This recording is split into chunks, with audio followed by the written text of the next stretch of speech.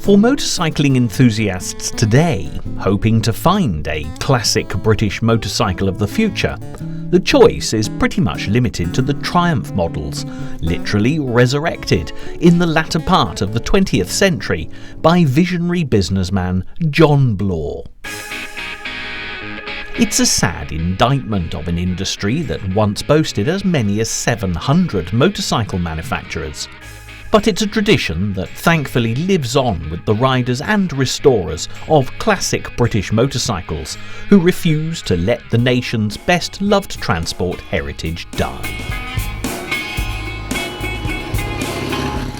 This programme is a celebration of the very best of British motorcycles and will take you on a nostalgic journey in search of machines that date back to the early 1900s, yet still run to this very day.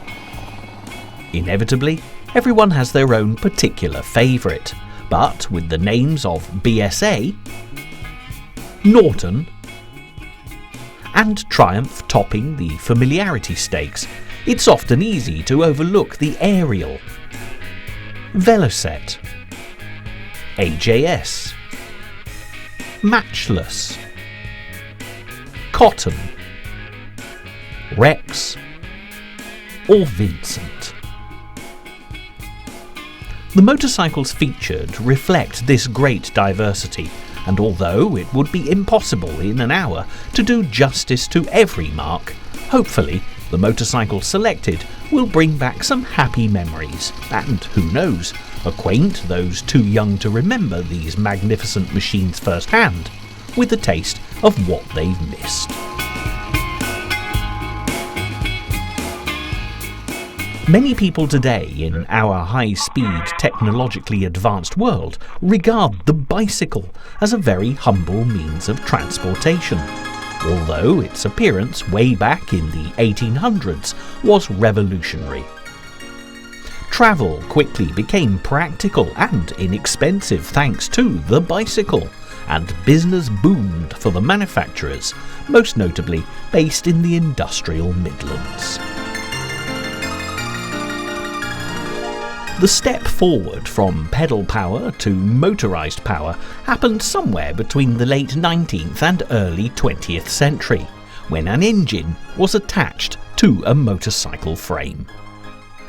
Like many good ideas throughout history, numerous engineers seem to have been inspired with the same thought at the same time, and, in the case of the motorcycle, this happened throughout Europe, in England, Germany and France, as well as across the Atlantic in America.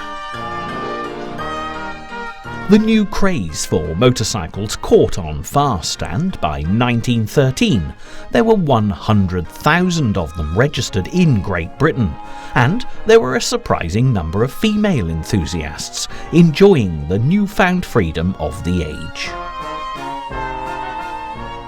Twice in the 20th century, World War halted the progress of motorcycle development, and on both occasions, in 1914 and 1939, the manufacturers turned over their production lines to the war effort. The years between the two world wars proved to be the golden age of the British motorcycle, with innovative new designs launched on a regular basis. Nevertheless, the Wall Street crash and Great Depression that blighted America also hit hard in Britain, and many of the smaller companies disappeared almost without trace. Those that survived grew stronger and more competitive in a marketplace full of enthusiastic motorcyclists ready to put the latest models to the test. This should have been the perfect platform for the British motorcycle industry to build upon for the future, but during the 1950s and 60s, this great legacy was squandered with poor management at a time when Japanese competition was positively overwhelming. Yet this is a celebration of the classic British motorcycle rather than a lament for its passing.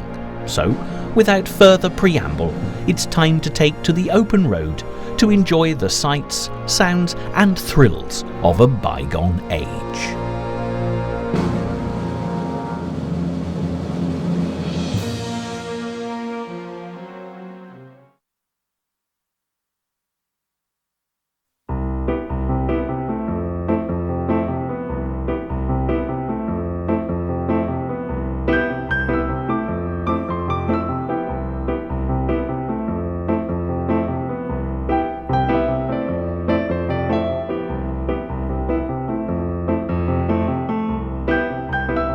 In 1907, just after the turn of a brand new century, with technology advancing in leaps and bounds, Triumph began to be known as true pioneers in the field of motorcycling.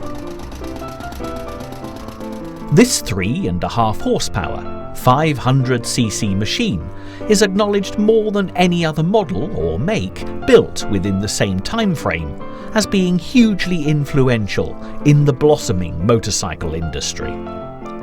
Triumph undoubtedly helped influence the mass acceptance of the motorcycle, which was still looked at with suspicion and fear by the general public before this model. In itself, the bicycle had been of immense importance as an instrument of social change. For the first time in history, the common man could afford to travel and explore new horizons. No longer was the village idiot a tragically inevitable accident of birth, as with the bicycle came the opportunity for people to move around the countryside. Consequently, the gene pool was strengthened, and the working classes became a strong and intelligent force to be reckoned with. However, the new-fangled motorcycles were simply bicycles with engines attached, and both men and women soon realised the freedom this means of transportation offered. Triumph was quick to exploit the new marketplace and went into production on a grand scale, making motorcycles like the one you see here an aspirational commodity.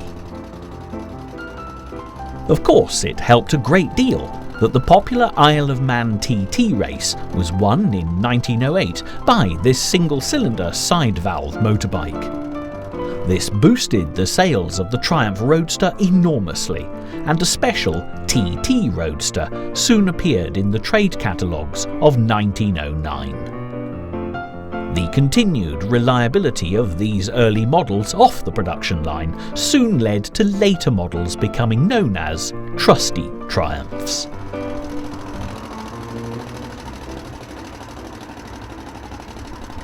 This reliability, coupled with a nifty turn of speed, came from some solid engineering work that gained the company a great reputation that they still hold to this day.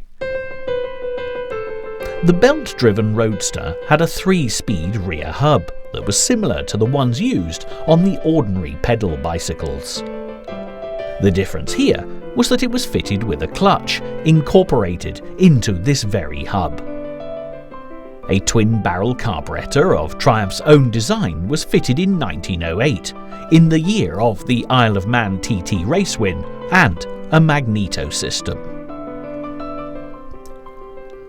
As was the case with these early motorised bicycles, the weight of construction was very light indeed, coming in at around 175 pounds.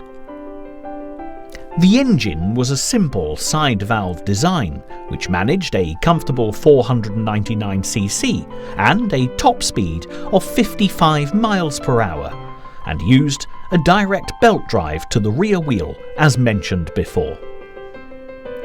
The hub gear and clutch made for a much easier life than the alternative fixed gear, which meant a run and bump start after every stop. The TT model Roadster that was produced briefly had a somewhat shorter frame than the standard model, and the pedalling gear was also dispensed with. 2 sets of adjustable footrests were also supplied. The Isle of Man TT race was a great advertisement for the continued sales success of the Triumph Roadster 3.5 horsepower model.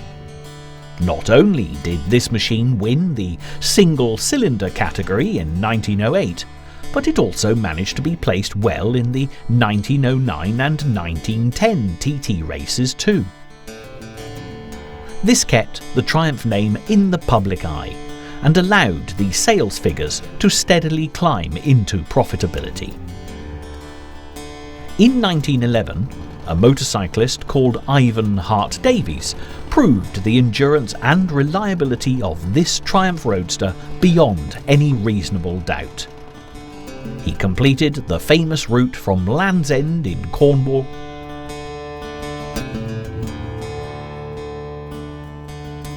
to John O'Groats in Scotland.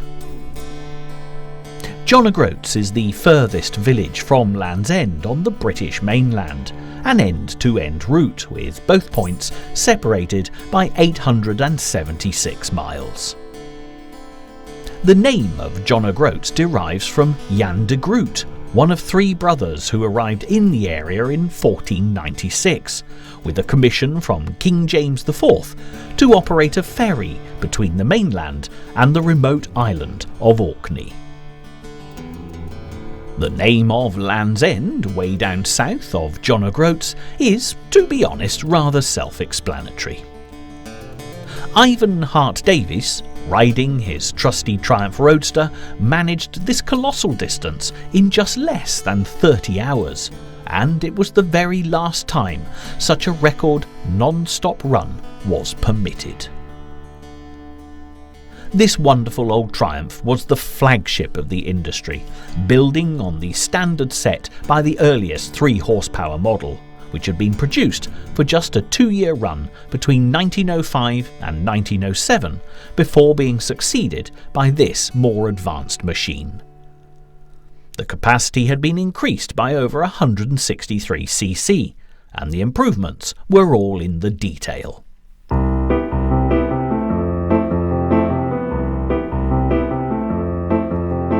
The new Roadster ran for a longer period than its immediate predecessor, with an unbroken 7-year run from 1907 through to 1914.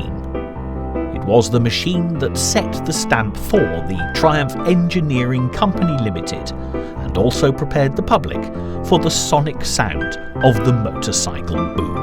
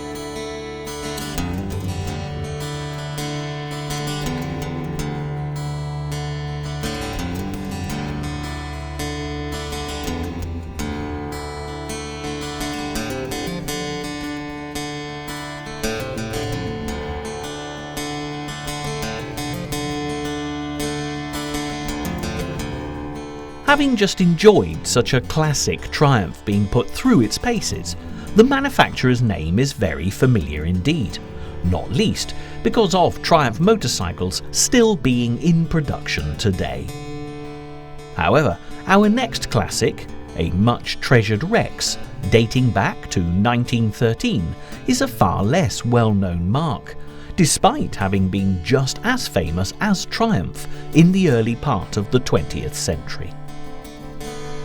In fact, as a point of interest, Rex was actually a larger company than Triumph when this magnificent machine was manufactured, and a Rex was always referred to as the king of motorcycles. This is why, despite its rarity, the Rex without doubt deserves to be included in this classic collection of great British motorcycles. When you list this as a 1913 Rex, although it's immediately recognisable as an early motorcycle, its age really does need to be put into context.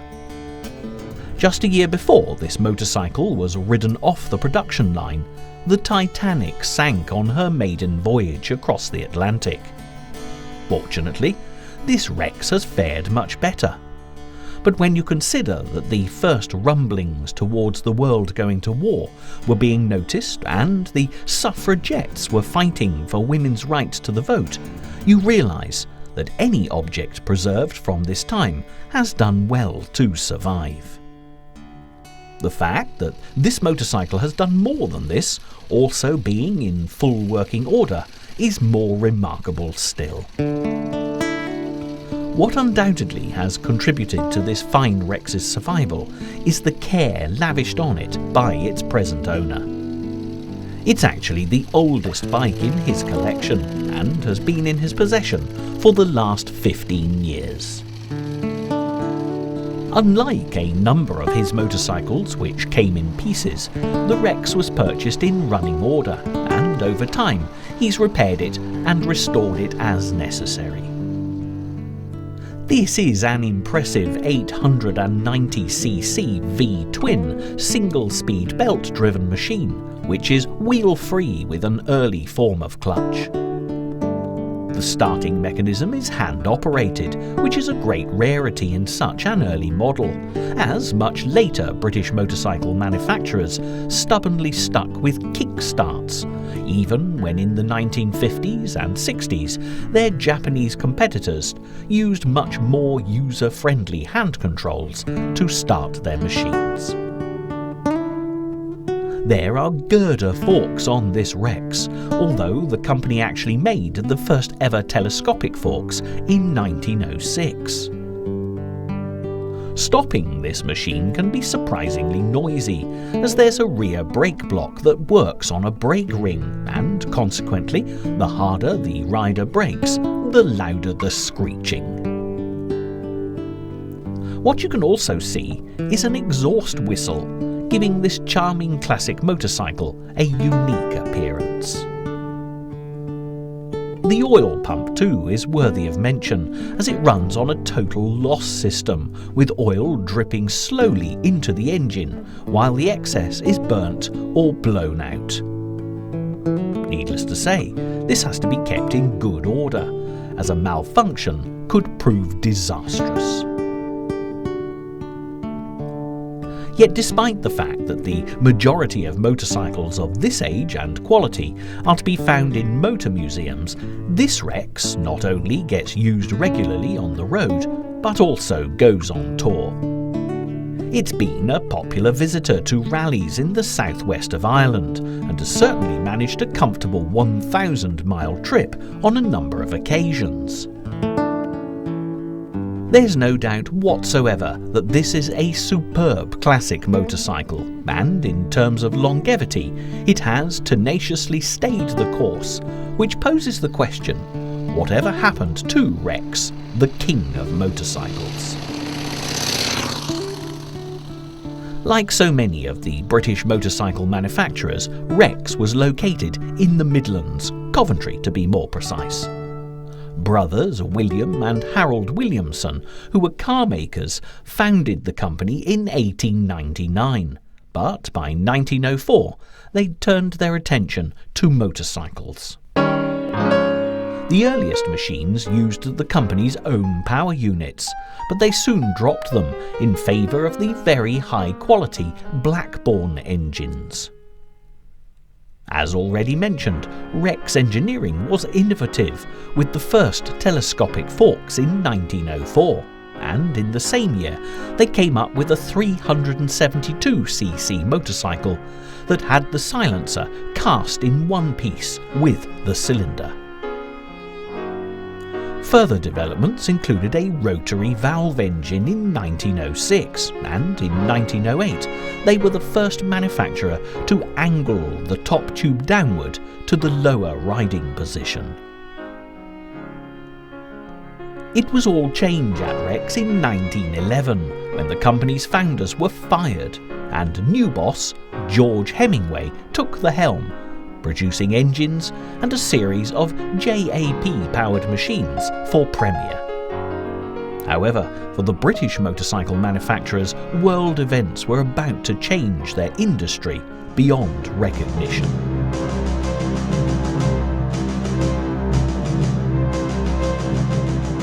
When World War I broke out in 1914, the civilian motorcycle market went into decline. But those manufacturers who secured military contracts ensured a steady flow of trade. Neighbouring companies like BSA, Triumph and Ariel all produced military machines for the war effort, and once the conflict came to an end in 1918, found themselves in a strong position to consolidate their business interests. Unfortunately for Rex, they failed to produce any military motorcycles or win any manufacturing contracts. A great many of the smaller motorcycle companies didn't make it through the war years and closed their doors before the armistice. Rex survived, but without the steady backing of military contracts, the post-war years were always going to be an uphill struggle. Another Coventry manufacturer, Acme, had also just about managed to stay afloat, and in 1922 Rex Acme was formed as an amalgamation of the two companies. The range included 15 models by 1926, ranging from 172cc to 746cc, and thanks to Rex Acme rider Walter Hanley, who won many Isle of Man TT races, publicity was excellent. This was the golden age of motorcycling, but when Walter Handley left to ride for other makes in 1928, sales of Rex Acme machines fell into a decline. To add to the company's woes, the Wall Street crash and subsequent depression had a knock-on effect on British industry in the early 1930s. Sidecar manufacturer Mills Fulford bought Rex Acme in 1932, but they dropped all motorcycle production the following year, and the sidecars lasted for just a little longer. Considering the short lifespan of the Rex Motorcycle Company, this classic machine is all the more special, and entering the realms of what if. You can't help speculating about what this innovative manufacturer would have come up with if they'd continued production.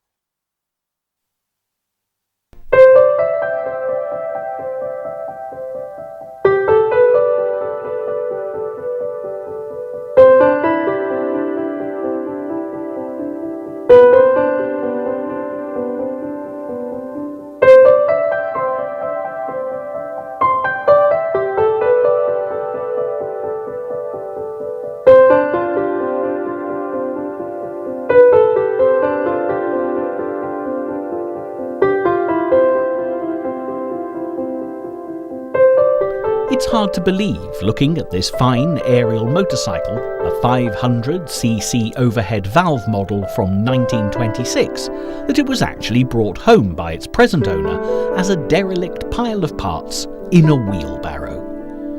In fairness, that was 20 years ago, and a great deal of dedicated restoration work has gone into getting this motorcycle back on the road. However, the hours spent on restoration and the sheer engineering ingenuity that has brought this classic Ariel up to speed has made this a remarkably rewarding enterprise. And for anyone considering taking on such a project, just watching what can only be described as poetry in motion is truly inspirational.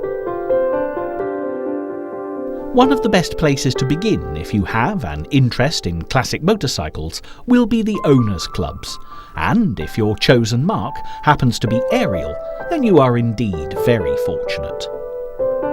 Thanks to the development of the World Wide Web, all the information you could possibly need will literally be at your fingertips through the Ariel Owners Club website.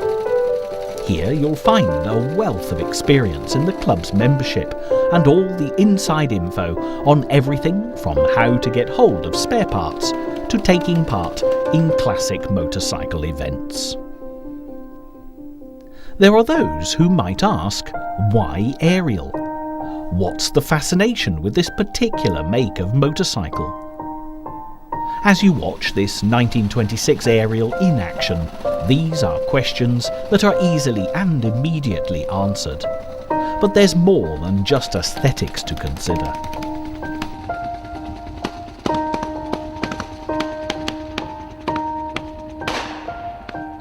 Because the Ariels are not quite so well known or collected as the likes of Triumph, BSA and Norton, the spares are generally speaking more plentiful and far more reasonably priced. Also, thanks to the straightforward design, it's even possible to fix many of the mechanical problems you might encounter at the roadside, which can be very useful indeed. This Ariel is in fact very well travelled indeed. You can of course visit museums to view pristine specimens of any of the classic motorcycles, but all of the machines you'll see in this programme are used, often on a daily basis, for the purpose they were designed for. The proud owner of this 1926 Ariel has actually embarked on many continental tours and recently completed a charity run to Berlin. Restoring classic motorcycles is far more than just a pastime. It is in fact a way of life. And riding the finished article, as you see so evocatively demonstrated today, is really what it's all about.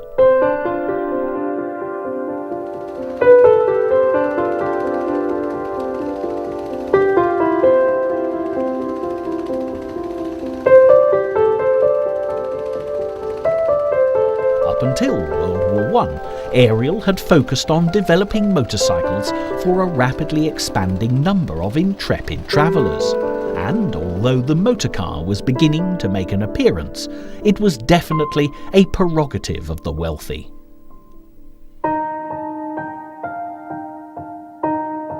The motorcycle had a price tag that made it far more accessible to the ordinary man, and, for that matter, woman, a circumstance that would remain in the motorcycle's favour for many years to come. Interestingly, as all civilian production ceased for the motorcycle and the motorcar, with Britain going to war in 1914, the car was very much halted in its early stages of production. In America, where the nation didn't become embroiled in the conflict until 1917, the car manufacturers advanced far more rapidly than their British counterparts. Consequently, when the war was over, the Americans turned to the already mass-produced car rather than the motorcycle for their transportation needs. At the beginning of World War I, there were 200 American motorcycle manufacturers. By 1920, there were less than 40, and by the early 30s, only Harley-Davidson and Indian remained. In Britain, the car designers were still some way off producing an accessible, reasonably priced car, so the motorcycle manufacturers continued to dominate the market. At the motor show at London's Olympia in 1919, some 112 makers displayed their wares, and Ariel would have been a household name, albeit for serviceable, if unremarkable vehicles. Then, in 1925, a recruitment decision changed the face of Ariel, distinctly for the better. A designer by the name of Val Page, who'd been working for JAP, arrived at Ariel and revolutionised the company, as he would later do at BSA and Triumph.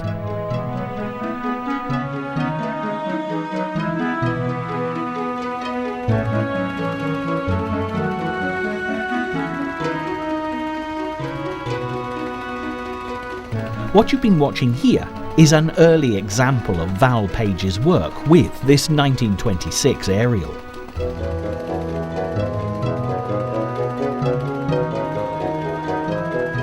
Although Page got down to business very quickly, it's predominantly the engine that marks his involvement with this model.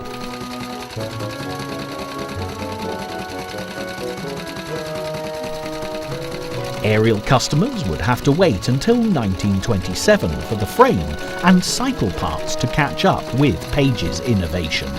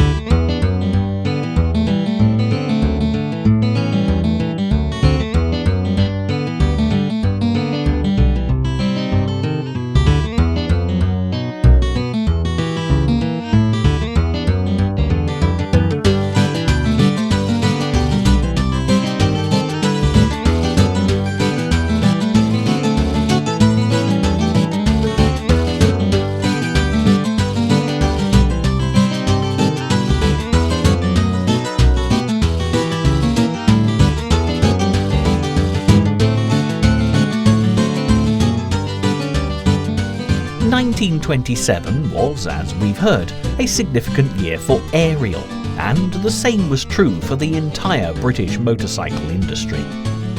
These were great years, when the designers were at their most innovative. There was a post-World War I euphoria that remained in the air, and in terms of motorcycles, the Roaring Twenties was a very apt description of the era, particularly as the dark days of the Depression and the threat of a Second World War were still some years ahead in the future. This is the classic vintage of our next motorcycle, a 1927 AJS 500cc side-valve Model H9. Although this bike's owner has a fine collection of motorcycles, not least the Rex that was out on parade earlier, this AJS holds a very special place in his affections. It was actually the first vintage motorcycle that he bought way back in 1975, and he paid the grand sum of £50 to acquire such a treasure. There was a great deal of work to be done, as the machine required a complete rebuild, and it took until 1977 before he could enjoy the first ride. But since then, it's been out on the road regularly and toured all over Great Britain and the continent. The AJS name is certainly a favourite with classic British motorcycle enthusiasts, although, like such magnificent machines as the Vincent and the Velocette, it's one of the lesser-known marques with the general public. Again, the company started in the Midlands, but this time in Wolverhampton. The name is courtesy of founder Albert John Stevens, who built his own internal combustion engine in 1897. However, the first commercial enterprises were motorcycle engines for other companies. Ironically, when Stevens built his inaugural motorcycle in 1905, he used a JAP V-twin to power the machine, complete with leading link front forks and a swinging fork bringing up the rear. A.J. Stevens & Co., later to be abbreviated to AJS, was founded in 1909 and manufactured a complete motorcycle in 1911, boasting a 292cc side-valve 2-speed engine. From the very earliest days, AJS concentrated on racing, and the Isle of Man TT in particular.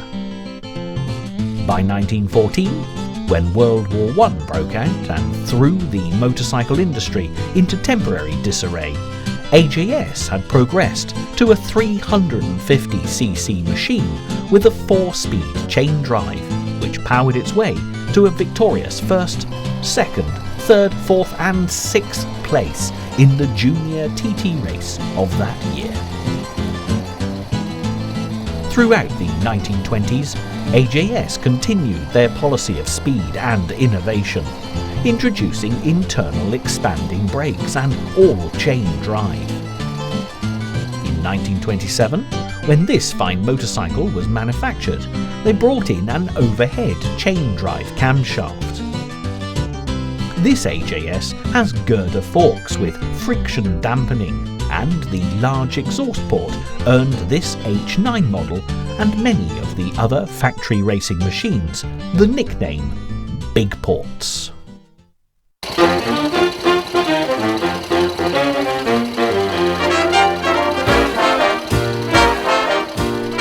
Racing was very definitely AJS's forte. But in 1927, the company attempted to diversify into cars, commercial vehicles, and even radios, with disastrous consequences. By 1930, the Stevens brothers of AJS were in financial trouble, and they sold out to the Collier brothers of Matchless in 1931. As the 1930s progressed, the AJS name was continued, and the marque provided the fastest British road racing machines built before the Second World War.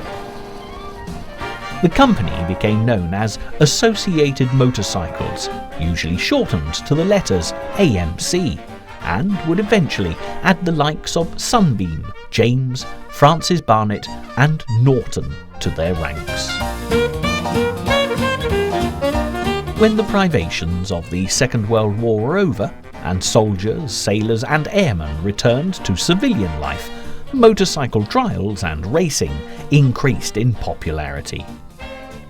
Those who had faced the adrenaline rush of war on a daily basis needed something to help them settle back into domestic routine.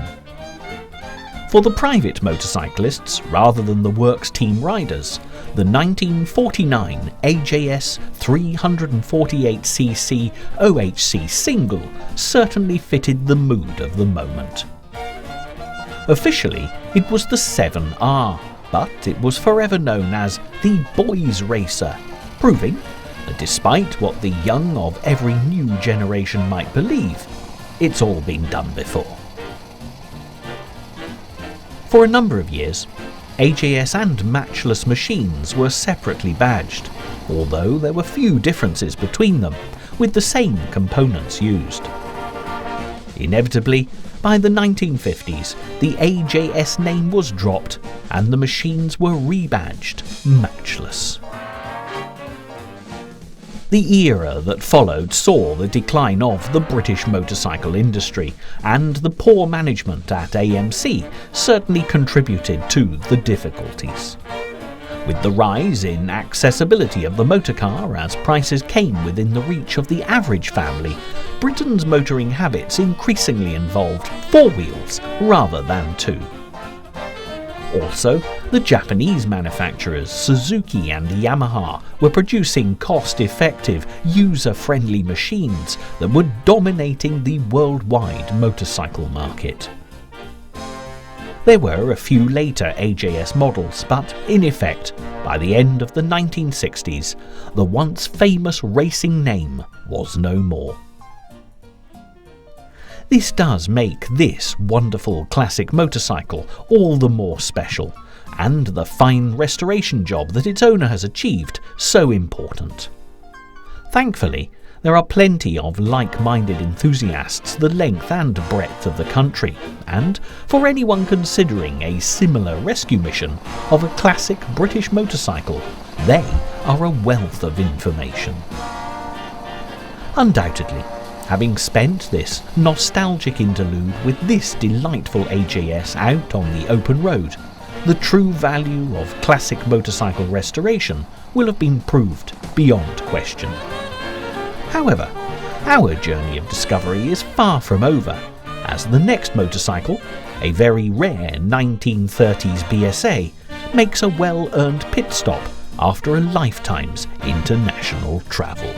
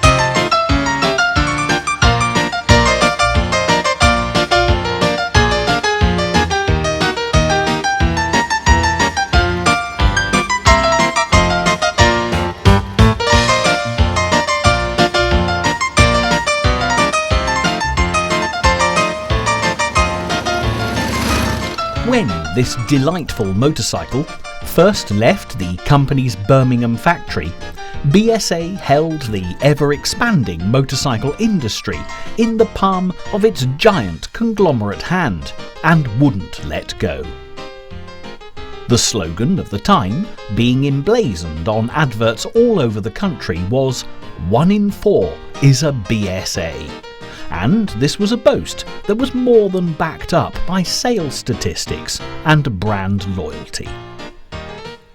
Many reasons are given for BSA's total stranglehold on this booming market, but the main one seems to be that they simply understood the market they were aiming for. They realised that the needs of the public were for basic, reliable, undemanding machines that would comfortably get the rider from point A to point B without breaking down. The example we have here is a very rare motorbike indeed, of which a limited run were produced. It is a BSA G30 1000cc V-twin with a fixed cylinder head that became available in 1930. This motorbike had the immense power of the machines used for sidecar production, but without the added weight and stability of an attached sidecar itself. In fact, the popular mystery writer of the time, Dorothy L. Sayers, the Oxford University-educated creator of the Lord Peter Wimsey series of detective novels and advocate of women's motorcycling, regularly wrote about motorbike and sidecar combinations, and, for that matter, all types of motorcycles in her novels and short stories. The sidecar was rarely viewed with the same respect that the solo motorcycles enjoyed, and this practical addition to such a fine machine as this classic BSA was often mocked for its practicality, as this amusing anecdote from the 1930s demonstrates. The sidecar, even in those days, tended to be a dead end as a form of transport. A young man with a solo machine would add on a pillion for his girlfriend and later his wife. When the first child came along, there would have to be a decision: sidecar or four wheels. If economy dictated the sidecar, then four wheels moved still further into the distance. Solo riders passed him with amused sympathy. Poor devil, got married. Motorists passed with amused understanding. Poor devil, can't run a car. And the police would not bother him. Poor devil, got enough on his plate already. The fact that this BSA 1000cc motorbike was sold without a sidecar makes it a powerhouse of a machine with a huge top speed for the era. In 1930, when this beautiful big bike became available, the national speed limit of 20 miles per hour was abolished in the Road Traffic Act, allowing motorbikes of this size and calibre to be bought and ridden by the average man in the street. Machines of this size had been produced and sold before, but only to be used in amateur racing, or the clubman scene as it was more commonly known. In Europe, motor racing took place on public roads, but this had been outlawed in the United Kingdom. This was why the popular TT races were held on the Isle of Man and not the mainland.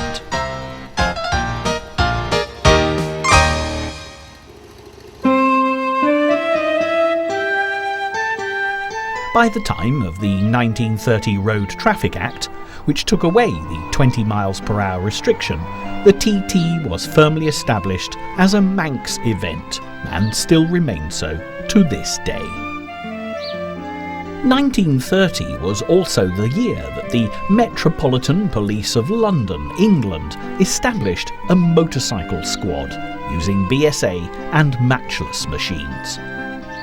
In fact, looking through the documentation of the time, the Northampton Divisional Police Force created its own mobile special constabulary, and they bought 4 of the BSA G30 1000cc motorbikes with the strong V-twin engine, just like the model seen here. They were purchased from Percy Spokes, an appropriate name for the agent selling these BSA motorbikes, who had premises in Henry Street, just off Kettering Road in Northampton itself. Of course, it's a little known fact, but just like the author and rider Dorothy L. Sayers, the first police officers to use motorcycles were actually women. The BSA G30 is a glorious machine, generously lightweight in its design, with sculptured flowing lines, fluted mudguards, and a simple but effective elegance. This particular rare example is jokingly described by its owner as the BSA made in Poland. As with many classic motorcycles, there's a great story behind this nickname, due to the fact that shortly after buying this BSA, the owner was stranded after a breakdown whilst touring Poland. As is often the case on such occasions, a group of local motorcycling enthusiasts seemed to appear from nowhere. Overnight, they opened up a nearby factory, especially to help repair this magnificent machine. In all, 23 Polish Good Samaritans rebuilt it, and none of them could speak much more than a few words of English. When next morning the owner was presented with his repaired motorcycle, he was delighted and politely asked what he owed them. The reply was nicht, or as we would say, nothing. However, there was a proviso. If anyone ever asked about the motorcycle, and needless to say many people do, he was to say that it was a BSA made in Poland. Far from being a hardship, this owner has enjoyed telling the story on numerous occasions, particularly as that all-night motorcycle repair stint happened over 14 years ago, and this lovely old BSA is still running on the parts that those generous enthusiasts from Poland put in all that time ago. So, not only is this BSA an absolute delight to watch out on the open road, you can also be sure this particular model is absolutely unique.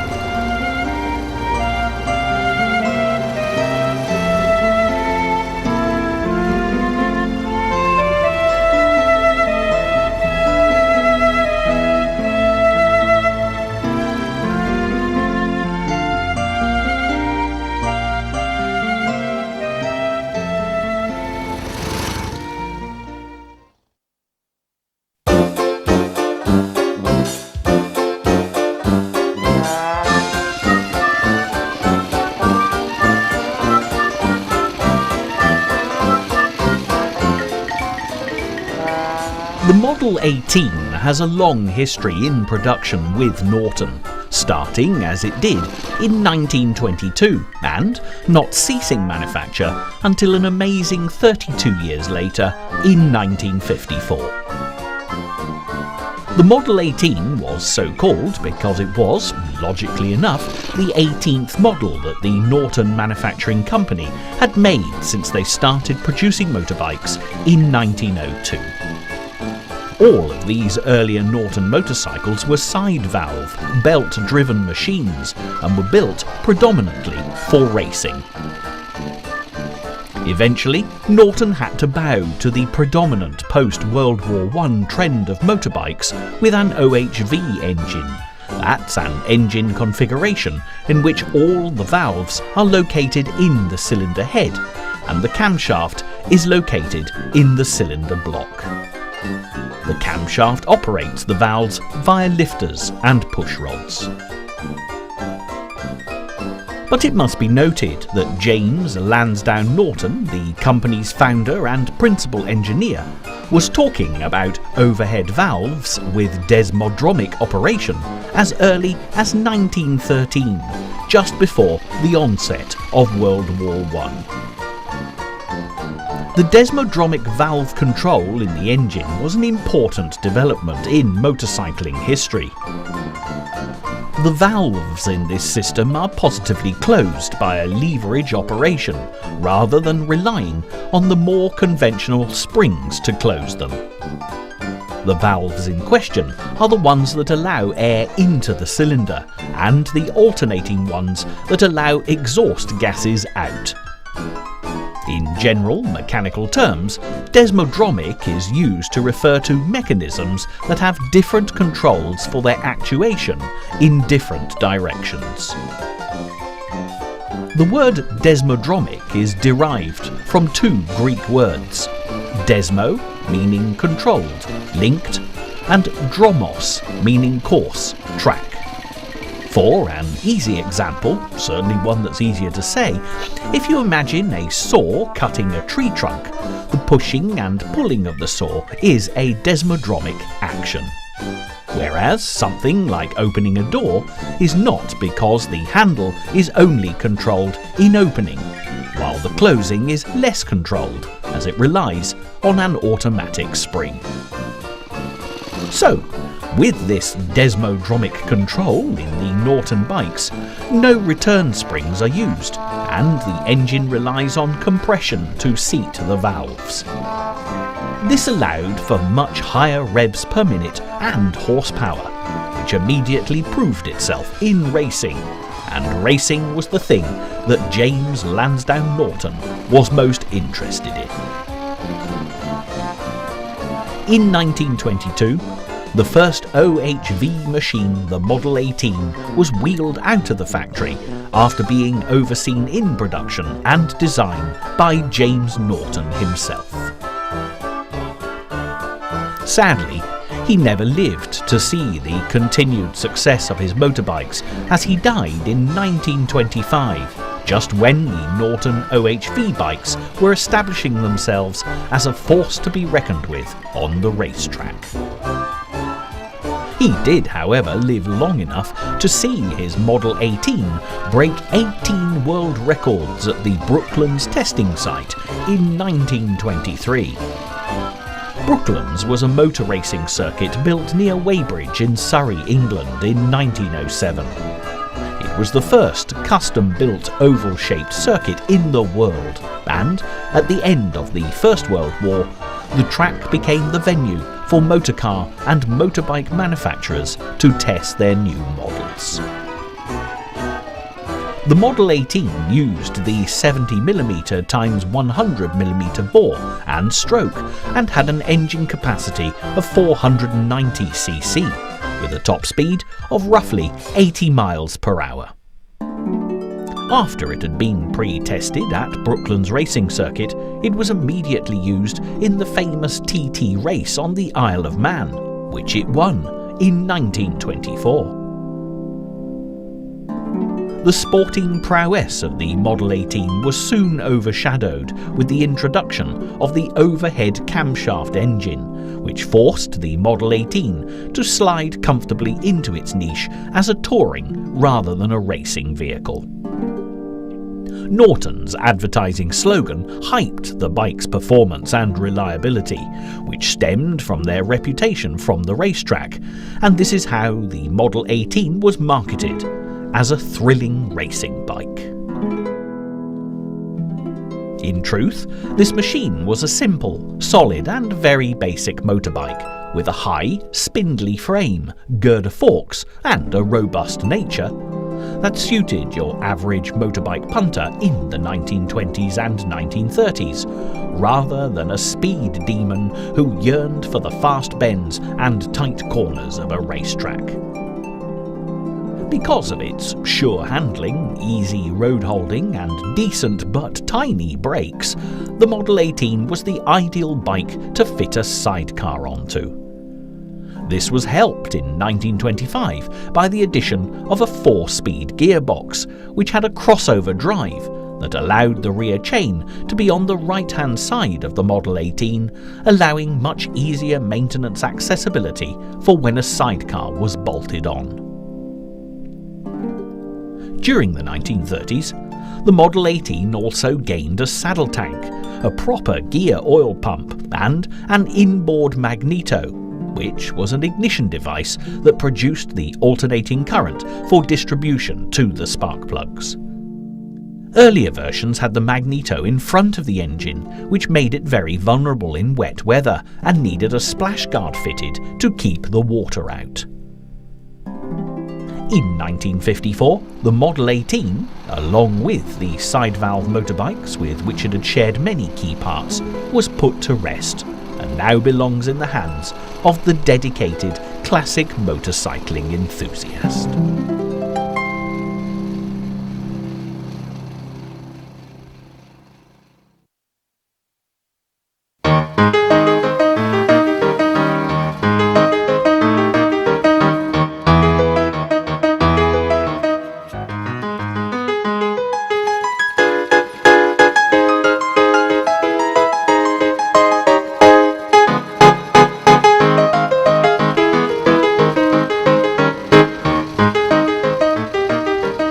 And on that note, this trip down memory lane to enjoy these great British classic motorcycles really has reached the end of the road. Hopefully, there will have been something to please everyone, but with so many nostalgic manufacturers to consider, should your own particular favourite have not been included, this is down to a shortage of time in an hour-long programme rather than editorial judgment. Thankfully, the world of classic motorcycles is alive, well and most definitely thriving in the 21st century, and the future is without doubt set fair. For as long as enthusiasts like the ones featured here, who have given us a precious glimpse of their treasured machines, continue to keep these fascinating bikes in working order and out on the open road, the golden age of the classic British motorcycle will never die.